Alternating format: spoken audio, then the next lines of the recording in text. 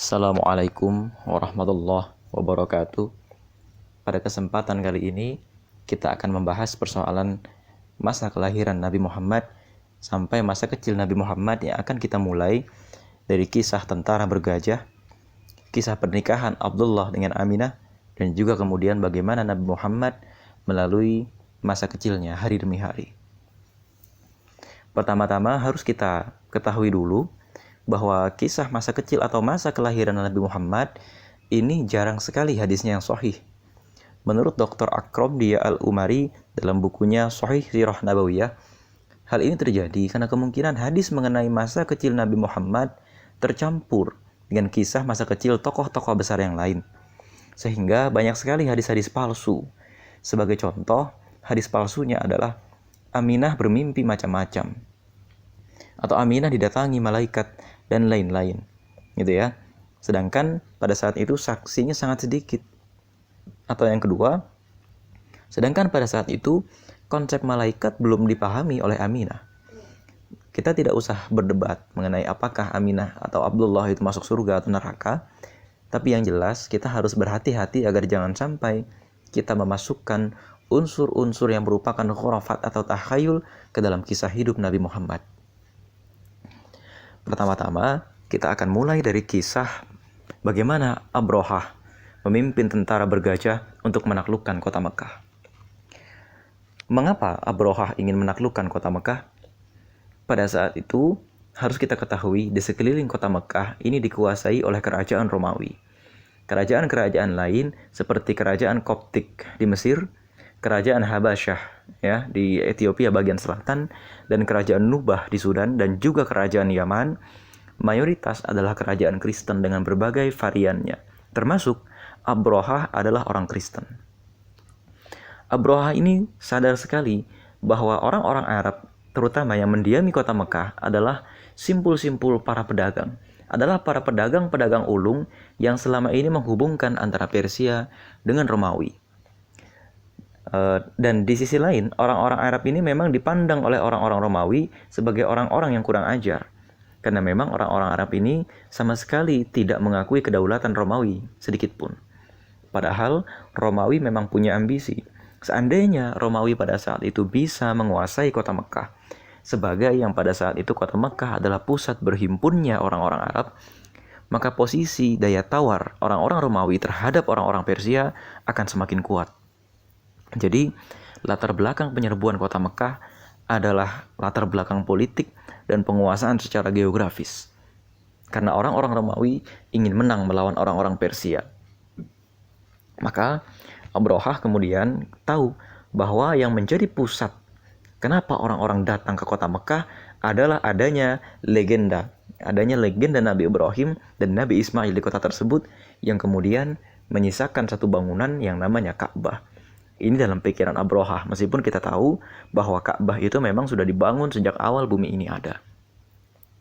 Maka Abrahah kemudian berpikir, bagaimana jika dia membangun sebuah gereja raksasa, sebuah gereja besar yang namanya Kullais, atau dalam bentuk lain namanya Klais, gitu ya, untuk menandingi Ka'bah. Maka pun gereja ini dibangun, tapi ternyata orang-orang Arab tidak menghormati gereja ini. Karena faktor yang pertama pada saat itu, orang-orang Arab memang menyembah Allah sebagaimana Abrahah juga menyembah Allah. Tapi cara mereka menyembah sangat berbeda. Meskipun di tengah-tengah orang-orang Arab itu sendiri, ada orang-orang yang agamanya serupa dengan Nabi Ibrahim, ada juga orang-orang yang agamanya serupa dengan Nabi Isa, tapi mereka tidak mengakui Yesus Kristus sebagai Tuhan. Disinilah titik masalahnya. Jadi Abrahah itu mengira dengan dibangunnya gereja besar yang megah, orang bisa berpaling ke sana. Tapi ternyata tidak. Justru orang Arab malah menghinakan gereja tersebut. Di titik inilah Abrahah itu mulai marah dan akhirnya mengirimkan sejumlah pasukan untuk menghancurkan Ka'bah di Mekah karena kemarahannya sudah tersulut. Nah, sampai di sini kita mendapatkan satu ibroh, ya, bahwa tidak kemudian pembangunan itu bisa menggeser kiblat masyarakat. Tidak kemudian pembangunan itu semata-mata, gitu ya, bisa menggeser kemana masyarakat ini berlabuh. Karena memang masyarakat ini secara sosial akan keterpatri sekali apa yang menjadi peristiwa sejarah di tempat tersebut. barulah kemudian masyarakat ini bisa nyaman gitu ya. Ini misalnya ada pemindahan ibu kota, tidak sederhana karena di sana ada cerita masa lalu dan lain-lain, sebagaimana kisah Abrahah ini tidak bisa memindahkan kiblat dari Ka'bah kepada sebuah gereja begitu saja. Ada proses sosial yang harus ditempuh, ada proses sejarah yang harus ditempuh. Ini tidak sederhana.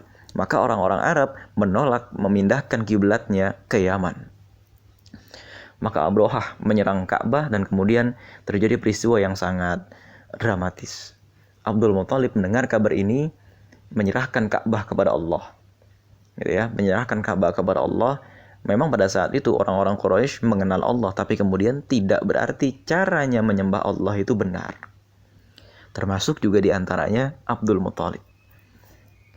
Kemudian Abrahah ternyata mengambil 200 ekor unta milik Abdul Muthalib. Abdul Muthalib ketika mendengar hal ini, gitu ya, kemudian menghadap kepada Abrahah dan meminta kembali untanya. Abrahah mulanya sangat terpesona dengan kepribadian Abdul Muthalib yang sangat wibawa dan terhormat. Tapi kemudian ketika Abrahah mendengar permintaan Abdul Muthalib hanya kepada untanya, maka Abrahah berkata, "Tadinya kukira engkau adalah orang yang sangat berwibawa, tapi ternyata engkau hanya memikirkan untamu, tidak memikirkan Ka'bah." Apa kata Abdul Muthalib? "Untaku adalah milikku dan Ka'bah adalah milik Allah, biarlah Allah yang akan menjaganya." Maka kemudian kita tahu Allah mengirimkan burung ababil, tayran ababil, untuk menjatuhkan batu-batu kecil dari neraka kepada Abrahah, hingga mereka dikatakan seperti daun yang dimakan ulat.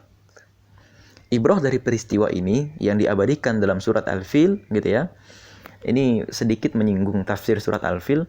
Ini tidak berarti orang-orang Quraisy dimuliakan, tidak. Ya. Tapi ini hanya berarti bahwa Allah itu memang menjaga negeri Mekah sebagai tempat persiapan munculnya nabi terakhir. Yang kedua, Allah memang ingin menyelamatkan orang tua para sahabat Nabi, yang tentu saja pada saat itu para sahabat Nabi belum lahir. Sebagian saja yang sudah lahir, tapi kemudian para sahabat Nabi mungkin pada waktu itu belum lahir. Dan Allah menyelamatkan orang tua mereka dari kehancuran. Dan Allah mempertahankan struktur sosial kota Mekah dengan itu. Sehingga ketika Nabi Muhammad itu diutus menjadi nabi, kota Mekah itu betul-betul dalam keadaan yang fresh, betul-betul juga dalam keadaan yang prima, siap menerima kenabian, dan tidak mengalami kerugian apapun dari peristiwa tentara bergajah. Nah, menariknya di sini Ibnu Katsir ini mengetengahkan sebuah riwayat, ya. Dia menghitung bahwa kelahiran Nabi Muhammad ternyata tidak pada saat tahun terjadinya perang gajah. Mengapa? Faktor yang pertama, ini ternyata pada saat itu orang Arab tidak mengenal tahun. Tahun Hijriah ini pertama kali dikenal memang pada masa Umar bin Khattab. Sebelumnya, orang Arab hanya mengenal nama bulan tapi tidak mengenal tahun. Maka relatif peristiwa-peristiwa sejarah itu tidak dicatat tahunnya, hanya dicatat bulannya saja. Maka kita kesulitan melacak ini masa lalu Nabi Muhammad terjadinya kapan. Baru kemudian pada masa setelah hijrah baru bisa dilacak, gitu ya. Ini juga yang menyebabkan kenapa peristiwa-peristiwa sebelum hijrah rata-rata ulama sering sekali ikhtilaf atau mengalami perbedaan pendapat tahun berapa ini terjadinya. Nah, Ibnu Katsir sendiri tidak menegaskan bahwa ternyata Rasulullah lahir tepat pada saat pasukan bergajah ini menyerbu, atau pada tahun tepat ketika pasukan gajah ini menyerbu. Tapi apapun itu, yang jelas Nabi Muhammad lahir tidak lama setelah pasukan Abrahah menyerbu. Nah, sampai di sini, gitu ya, kita lihat dulu apa sih latar belakang orang tua Nabi Muhammad. Abdullah ini adalah orang terhormat. Dikatakan Abdullah itu salah satu orang paling tampan pada saat itu. Ketika Abdullah itu menikah, dikatakan 200 perempuan di kota Mekah, gitu. Ini menurut sebuah kisah, ini pingsan mendadak pada saat itu. Aminah sendiri adalah orang terhormat yang asalnya dari Bani Zuhrah. Nah, artinya Abdullah berasal dari Bani Hashim, Bani Zuhrah ini berasal dari Bani yang juga sangat terhormat. Ini memberikan gambaran bahwa nasab Nabi Muhammad tidak bisa ditandingi oleh siapapun.